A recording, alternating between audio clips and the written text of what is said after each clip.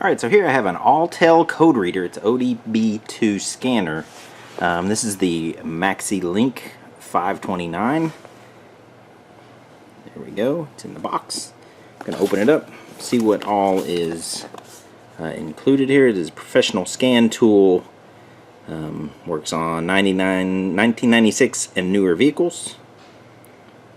Auto VIN function, quickly identifying the manufacturer. So I'm not going to read all those, but it is loaded with features.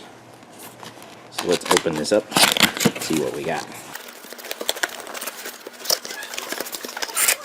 Comes with a nice case.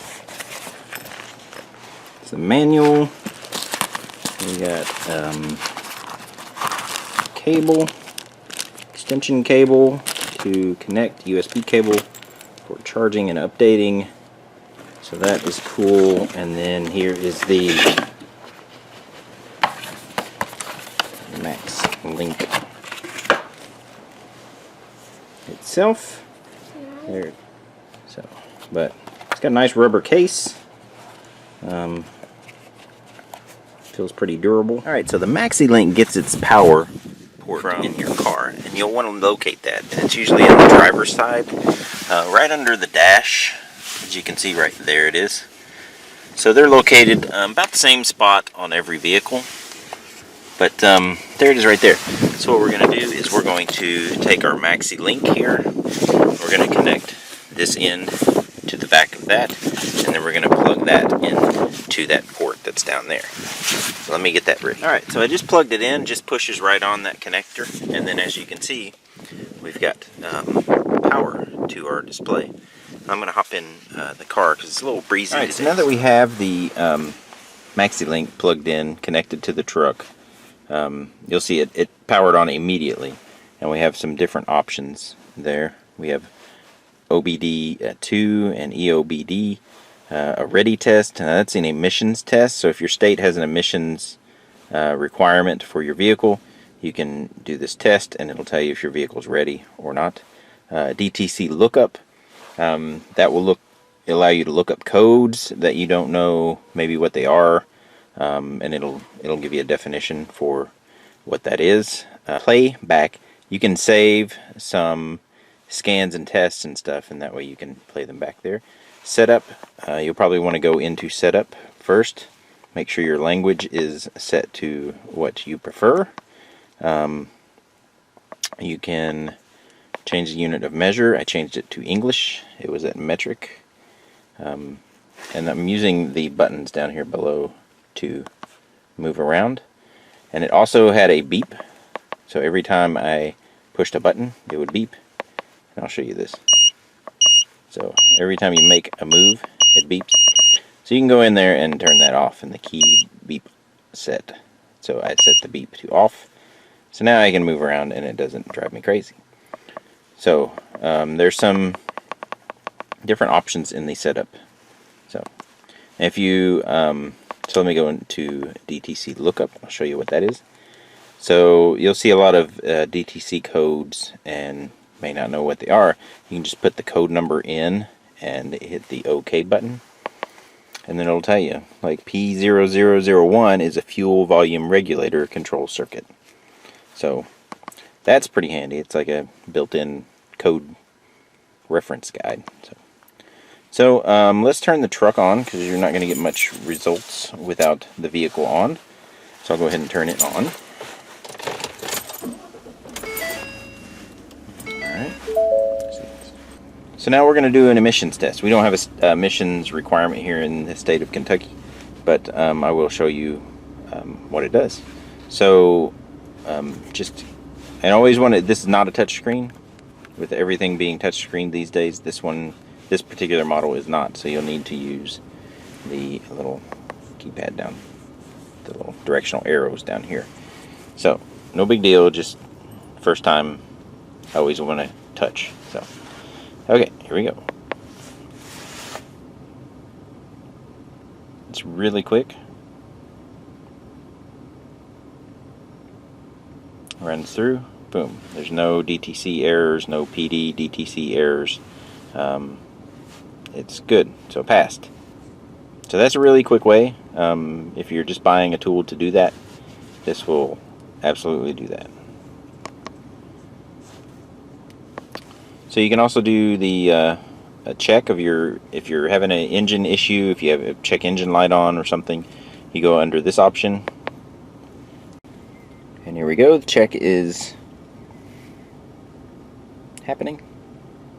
It tells you the make, model, VIN of the vehicle.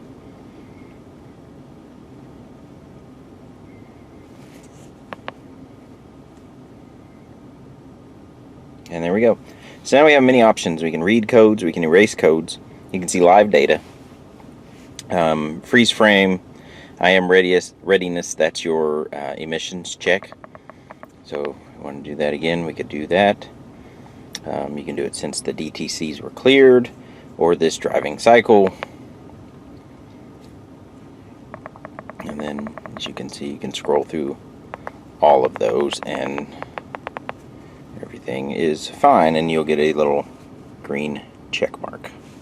So if everything is good and you get a green check, then you don't have any issues or error codes on your vehicle. So if you just want to read codes, you can go into read codes. You have two choices. Let's see, if you want to look at live data, you can look at live data.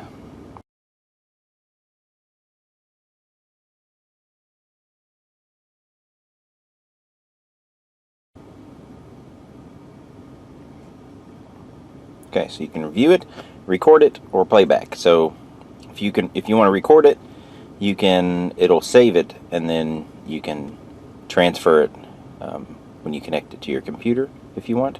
We're just going to view it. You can pick and choose what you want to look at, or you can do a complete data set. We'll do a complete. And then there we go. So if you're like me, I'm not a mechanic, so there's a lot of stuff I don't know what this means.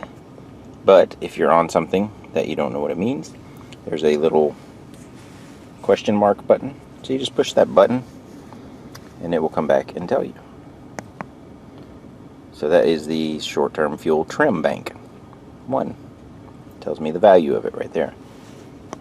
So that is pretty handy. So if you're like, I know what that is, but some of these things I don't know. Ignition timing advance for number 1. So for the number 1 cylinder. So it tells you. So if you're not a mechanic, this tries to make it helpful for you. Short-term fuel, trim bank. Kind of gathered that by the short name there. Short-term fuel bank 2. So you can see there's 46 different options.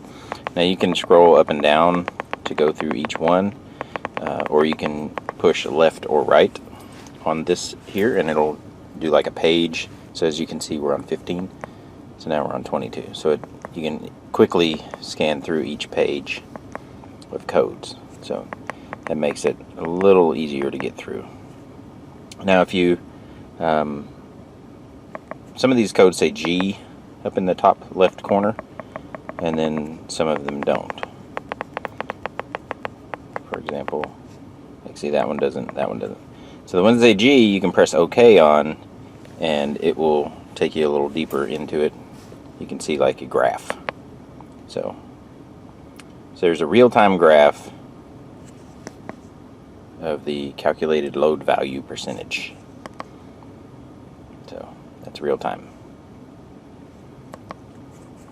So yeah, the ones with the G's will show you in a graph format if you prefer. So nothing too crazy. Let's see. My screen still has a protector on it. That's why you see that little round circle there. It's not a defect. It's just protection on the screen. Let's see. So there's all kinds of stuff you can look at. You can look at individual components. See, evaporative leak test. So I hope this gives you, exit my test, yes. So I hope this gives you a quick rundown of the features of this device and how they may be useful and helpful to you.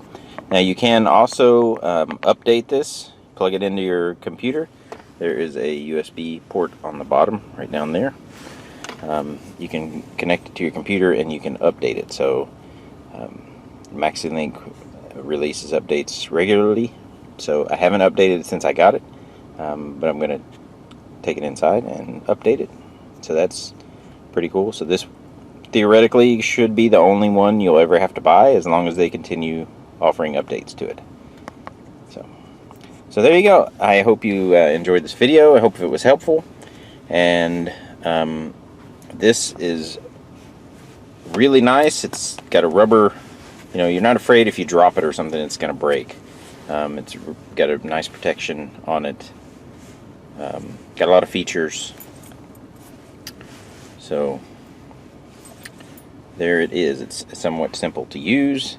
A lot of things, the codes and stuff, I don't know what they mean, but again, it has that little information button on there.